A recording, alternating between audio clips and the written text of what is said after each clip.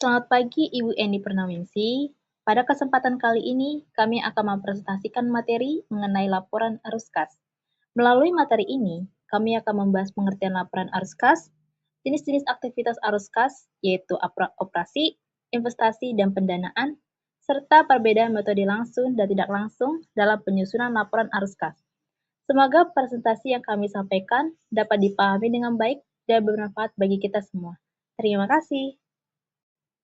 Nama anggota: 1. Bintang Restu Nanda dengan NIM 2022 0101154.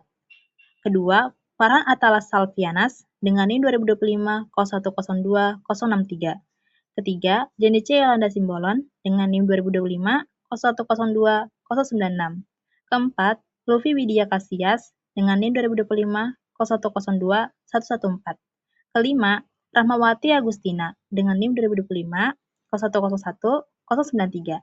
Keenam, Raihan Ramadhani Ilmi dengan NIM 2025 0101 525. Laporan arus kas. Laporan arus kas atau cash flow statement adalah laporan yang menyajikan ikhtisar terinci mengenai semua arus kas masuk dan arus kas keluar, atau sumber penggunaan kas selama suatu periode. Informasi tentang arus kas suatu perusahaan berguna bagi para pemakai laporan keuangan sebagai dasar untuk menilai kemampuan perusahaan dalam menghasilkan kas setara dengan kas. Tujuan utama laporan arus kas adalah menyediakan informasi yang relevan mengenai penerimaan dan pembayaran kas sebuah perusahaan selama suatu periode.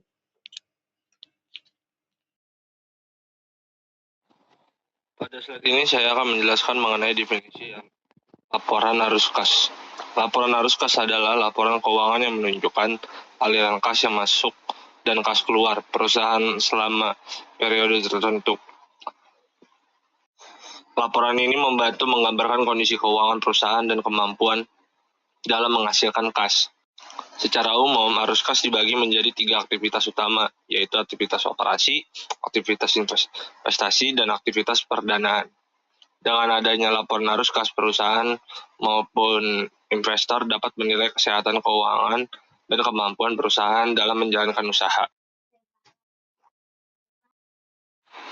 Slide 5, arus kas operasi. Arus kas operasi, operating activities, meliputi kas yang dihasilkan dan dikeluarkan yang masuk dalam estimasi penentuan laba bersih.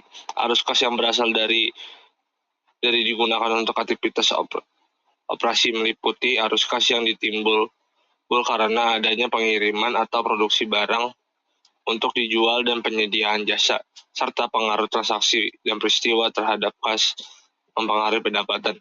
Menurut standar akuntansi keuangan 2007, arus kas operasi: 1.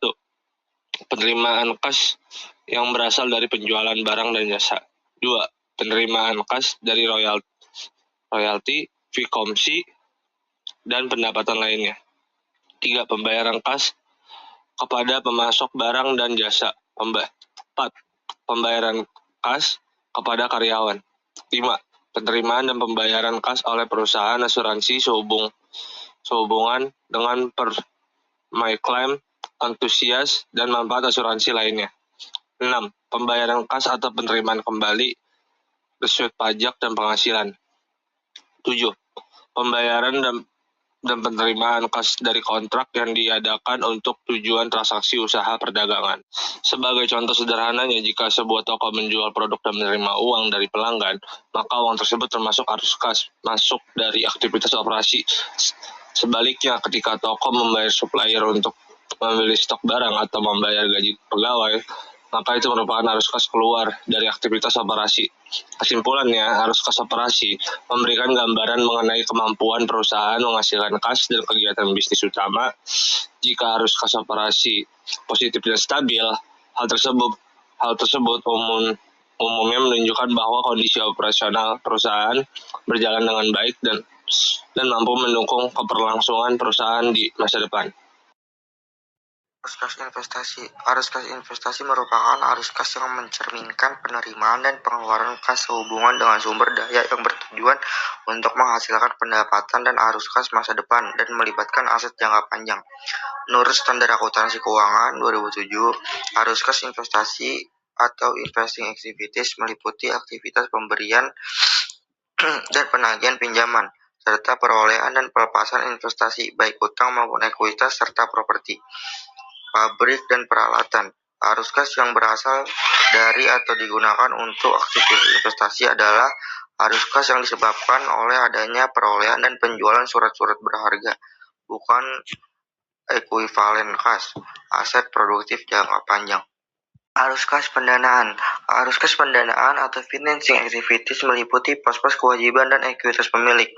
Arus kas pendanaan merupakan arus kas yang diperoleh karena adanya kegiatan peminjaman dan pembayaran hutang, perolehan sumber daya dari pemilik perusahaan, serta pemberian imbalan atas investasi bagi pemilik perusahaan. Menurut Standar Akuntansi Keuangan 2007, arus kas pendanaan meliputi yang pertama, penerimaan kas dari emisi saham atau instrumen modal lainnya. Yang kedua, pembayaran kas kepada para pemegang saham untuk menarik atau menebus saham perusahaan. Yang ketiga, penerimaan kas dari emisi obligasi, pinjaman, wesel, hipotek, dan pinjaman lainnya. Dan yang terakhir, pembayaran kas oleh penyewa guna usaha atau lease untuk mengurangi saldo kewajiban yang berkaitan dengan sewa guna usaha, pembiayaan, atau finansial. Metode langsung menyajikan seluruh penerimaan dan pengeluaran kas secara langsung dari aktivitas operasi. Contohnya, pertama, penerimaan dari pelanggan, kedua, pembayaran gaji, ketiga, pembayaran listrik, keempat, pembayaran pajak, dan yang terakhir, pembayaran kepada pemasok. Metode tidak langsung. Metode tidak langsung dimulai dari laba bersih, kemudian disesuaikan dengan transaksi yang tidak melibatkan kas dan perubahan modal kerja. Penyesuaian dilakukan terhadap yang pertama ada penyusutan, kedua ada piutang, ketiga ada persediaan, yang terakhir ada utang usaha. Perbedaan laporan arus kas, metode langsung dan tidak langsung. Yang pertama, dari kedua metode ini hanya pada bagian aktivitas operasi perusahaan yang bersangkutan, investasi dan aktivitas dari pendanaan. Yang kedua, pada metode arus kas tidak langsung, perhitungan dimulai dari bawah ke atas pada laporan laba rugi, atau dimulai dari pendapatan bersih. Dan yang terakhir ada pada metode langsung. Akun-akun ini yaitu beban penyusutan, beban depresi, beban amortisasi, keuntungan, dan kerugian. Dan utang dikeluarkan dari komponen aktivitas operasi. Ini contoh laporan arus kas perusahaan. Dan ini jawabannya dari contoh laporan arus kas perusahaan.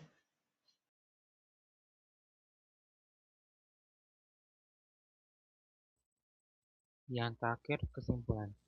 Laporan arus kas merupakan laporan keuangan yang menyajikan informasi mengenai arus kas masuk dan keluar perusahaan selama satu periode tertentu, yang bertujuan untuk menilai kemampuan perusahaan dalam menghasilkan kas dan memenuhi kebutuhan operasional.